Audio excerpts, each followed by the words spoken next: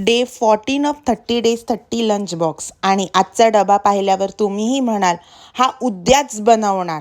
तर तुमचं सगळ्यांचं 30 दिवस 30 लंच बॉक्स सिरीजमध्ये खूप खूप स्वागत. आणि आजच्या लंच बॉक्ससाठी मी बनवते टॅमरिंड राईस. आता टॅमरिंड राईस बनवण्यासाठी मी इथे कांदा, कढीपत्ता, त्याच्यानंतर लसूण असं सगळं चिरून घेतलं. हा लंच बॉक्स एकदम ऑफिससाठी किंवा स्कूल गोईंगसाठी अगदी परफेक्ट आणि 10 मिनिटात बनणारा लंच बॉक्स आहे. तर इथे थोडंसं तेल गरम केलं, त्याच्यात लसूण टाकला, मोहरी टाकली, कढीपत्ता टाकला आणि कांदा टाकला. कांदा थोडासा ट्रान्सलुसंट होईपर्यंत छान भाजून घ्यायचा आणि तो भाजणं झाला की त्याच्यात आपण थोडंसं, माझ्याकडे हा टॅमरिंड राईसचा मसाला होता, त्याला पुलियोगर मसाला पण म्हणतात.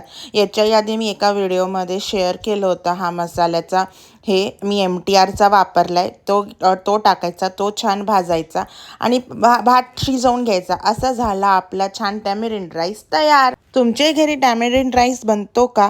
मला खाली कमेंटमध्ये नक्की सांगा. आणि अशा सोप्या, चविष्ट आणि रोजच्या लंच बॉक्स आयडियासाठी मला फॉलो करायला विसरू नका. उद्या डे 15मध्ये आणखी एक भन्नाट डबा घेऊन भेटते.